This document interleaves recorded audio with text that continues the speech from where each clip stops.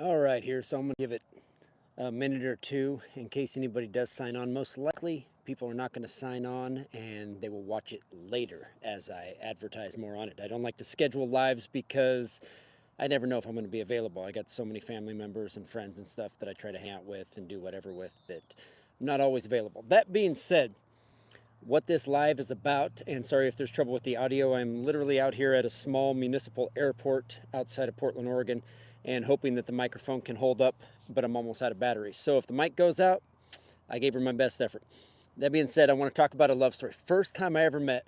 So this is Princess Bride movie. I don't know if any of you are old enough to know that, but The Princess Bride was true love romance story from when I was a kid. I absolutely adored this movie, and I always wanted to find my Princess Buttercup. I was farm boy, wanted to find my Princess Buttercup. And so my best friend had a little sister who crushed on me when we were little, but she was 2 years younger. And I know 2 years younger when you're an older human being, when you're, anywhere from 20s on up, makes no difference. But when you're 15 and they're 13, you don't even notice them. And so even though she would always get extremely shy around me and act all funny, she was a kid and I was a big 15-year-old adult, so I didn't pay any attention. Then I moved away. All right. And I moved away for quite some time, probably almost 10 years or whatever. And I remember coming to hang out with my best friend. We still constantly talked. We still met up occasionally. We just didn't live anywhere near each other. But I came back, moved back to town, and he wanted to come up and visit, him and his wife and their kids. And they said, "You mind if I bring my sister?" And I can remember his sister, the kid. All right. She was the brat and the kid. That's all I ever called her. I still think of her as the kid, even though she wasn't the kid anymore. Even though she was 20 something years old at the time, but I meet up with them not knowing what to expect. I have no clue what this woman looks like now. I think I was probably 23 and she's 21 or something like that by this time. Been so many years since I had seen her. And I remember walking into the room, opening the door and looking out there, and I just stopped. Completely stopped dead in my tracks. And I'm like, holy crap. This isn't a kid, man. This is a full-blown woman at this point. And I was like, it was driving me insane. I was like, what the heck happened? I just sat there doing everything I could the whole visit for the whole couple hours, doing my best not to just stare at her because she was so beautiful.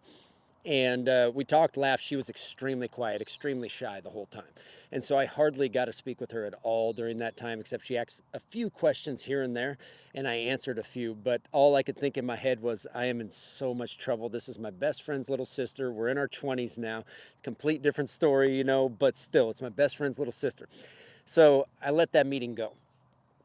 We didn't see each other again. Me and my homeboy, we talked again probably a couple of times, a couple weeks after that. And then, like a month and a half after that, he says, "Hey, me and my wife want to come over and kick it with you for a bit longer." And I was like, "Yeah, that's good." And he said, "Oh, my little sister wants to come." And I was like, "Sure, yeah, I don't see a reason why not." Anyway, so they show up the second time, and after they all come in, and I give them a hug and everything like that. He says, "Ask him," to his little sister. And she looks at me. And I think she just turned 21 at this point. But she looks at me for the longest time. And she can't say anything. She just turns bright red. And he's like, "Ask her." So she's an adult woman, but she's still getting this shy around me because of our history when we were kids and stuff like that. She was always that shy around me. And I said, "Come on, kid, what's the question?" She would not ask the question. And so finally he says, she wants to know why you only hug women, or why you only hug anybody, not just women, but anybody with one arm. And I said part of it's probably a defense mechanism, to try and, I don't know, try and protect myself from a fear of commitment or something like that. But I also explained that if I hug a woman with both arms, it means that I want to spend the rest of my life with that individual. Period. End of story. And it was really an uncomfortable situation for me because this is my best friend and his little sister's asking this question about me. Anyway, we sit there and we visit for a couple of hours. We eat, we do all that stuff. And then at the end, I say goodbye to everybody. Of course, one arm hugs. And I get to her and I give her a one arm hug. And she reaches around and grabs my other arm and puts it around her. And I was like, oh, crap. I am in so much stinking trouble right now. Anyway, so I give her the biggest hug in the freaking world. And she says, "Is that okay? I did that?" And I said, "I don't know yet, man. I have a horrible feeling it might be. Anyway, long story short, she leaves. My homeboy comes back the next day and he says, "So you hugged her with both arms, man? What's up?" Right? And I says, "I promise, bro code takes first over anything else. She's your little sister. I promise I'll stay away, man." But I was not expecting her to be a full blown woman now. And and he literally gets teary eyed and he's like, "You're the only person in the world I would ever want with my little sister, period." And so that was really how we hit it. After that, it was tell her to come back or I'll go see her, whatever it happens to be. And we had one of the, I mean, the only long term relationship I've ever had. And it was such a blast. We were constantly laughing and joking. We were constantly playing. We would do everything from wrestle to be serious to I taught her how to play the guitar a little bit to taught her a little bit about stocks and things like that. And she would kind of teach me about cooking and things like that, but more it was get out of my way. I would just follow her around. But yeah, so that's the basic love story of how I met my Princess Buttercup. Now it's uh, it's not a situation that's available anymore. The reasons don't really matter. Nobody did anything wrong or anything like that. But um, and so now I'm looking for something else, I guess. I don't know what I'm looking for, but the problem that I'm having in my life at this moment, and tell me if any of you have who end up watching this can leave a comment if you can. Oh, hey, shoot, I'm not even looking down. I didn't realize these things show up. Uh, Americano não vai para cidade Rio de Janeiro. Um, yeah, I got no clue, man. I don't speak Portuguese, which is what I'm assuming that language is. But Sohaib, Razak, Nathan, what's up, man? Good to see y'all. Knight, I do have a friend from, where's she from down there? From down south. Dala Gramillo, she always sends me messages. Ty, what the heck? What city she's from? I can't remember. Some city down there in southern Brazil. So she speaks Portuguese, but I can't help you. So I have no idea what you said. Maybe you're on a phone in Rio and watching, but regardless of what it was. Anyway, getting back to my story, I was basically, I completely lost track of where I was. Sorry, but the difficulty with trying to date after you've been with somebody that you know was your other half for the rest of your lives, you know? And so, what do you do after that fact? That's the kind of trouble that I'm having now because everyone I go out with, I went out with an amazing young woman, beautiful gal, fun to hang out with, great sense of humor. It was so much fun. This wasn't a date or anything. We were just hanging out. Hey, Arizona, what's up, man? And my family's all down in Paradise Valley down there in Phoenix, but I'm up in Oregon. But they're from down in that area, and then St. John's way over in I think Eastern Oregon or whatever. I got some friends out there, but anyway, trying to date somebody after you met somebody you know to be your other half has been so difficult, especially with the love story that we had, you know, and we believed in like the fairy book love tale and all of that jazz. So I was out with this young woman, and again, not a date. I just told her, "Hey, just friends. I'll hang out with you. That's good." And we went and hung out, and the second time we hung out, she was all excited because she had a playlist she wanted me to listen to, and the very first song on the playlist was me and that other's song, and it just wrecked me, brought me back to realization that hey, I can't do this, man. I'm so sorry, and I feel like I crushed her, and I wasn't trying to crush her. I felt so horrible for it, but I'm like, yeah, I'm not ready for this at all. So this is not my bag. And she was just trying to be nice, man, and it had to be that damn song, man. Anyway, um, all that aside now, I'm curious if anybody's actually watched the video this far or watched this live this far. If you have ever had a situation where you wanted clingy, there's a whole lot of people I asked. Most of the people I actually asked, though, in my generation, I'm Gen X. And in my generation, almost all of them say they do not like clingy. They don't want a clingy individual, blah, blah, blah, for whatever reason. And a lot of this generation is that I asked were male. And so I don't know if it's a man thing or a woman thing or whatever, but for me, I'm the complete opposite. I want clingy. I want completely clingy all the time. And I know some people are like, no way, man, you need your space. Yeah, okay, I'll get my space occasionally. All right. But no, I want clingy. Me and this young woman, we would hang out all the time. We would literally do, it didn't matter if we were sitting in a car in traffic, we were laughing so hard, or we were out on a romantic date under the stars or something like that. We were enjoying ourselves, and it did not matter what we were doing, where we were. The other one could always make the other one feel better. And so, like, I would always come up with, sorry, I'm at a small airport right now, sitting outside, so these planes are going over the top of me here.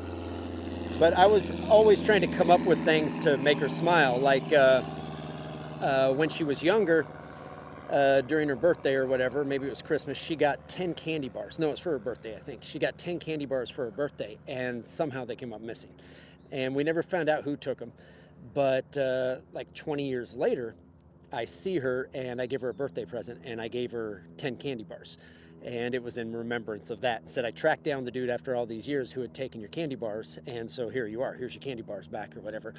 And anytime I was down though, and she'd know, I don't really talk about it too much. She could get me to talk about it by pushing and prying, but I don't really talk a whole lot about my feelings in reality. It seems like I do sometimes because I'm verbal on a lot of things, but I never actually express what's going on inside. I just wear a smile and say I'm fine. And they don't go to Rio because someone stole their phone. Oh, they said don't go. Thank you. Thank you for getting the translation there. Well, that's no good. They stole your phone down there, man. I'll tell you what, I'll stay away. This is, man, I can't think of the name of that city. It's way down south, man. I wish I can't use my phone right now. If I jump on it to figure out where it is, it's going to kick me out of this live for the moment. So, and I'm still rambling on. But anyway, I completely lost where I was again. I'm so sorry. Right now, my face is like on fire because last night I'm a welder and I weld stainless steel and things like that, just TIG welding.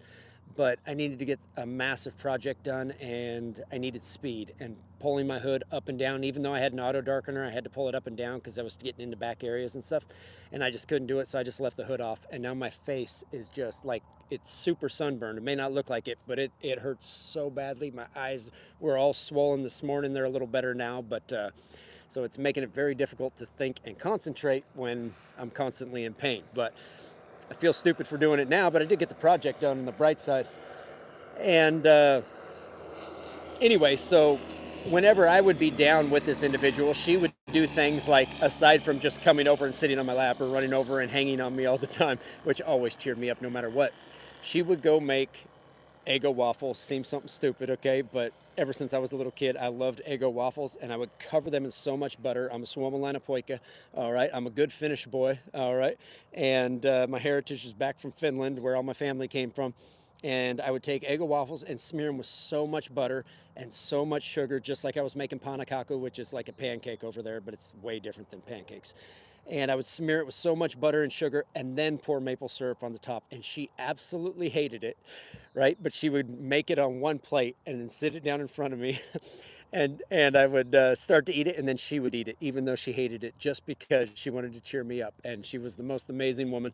And so I have this problem also when I'm out seeing another woman with comparing them to her, and they never compare. And I gotta not necessarily get out of the funk of the comparison, but get out of the funk of thinking that there needs to be a comparison.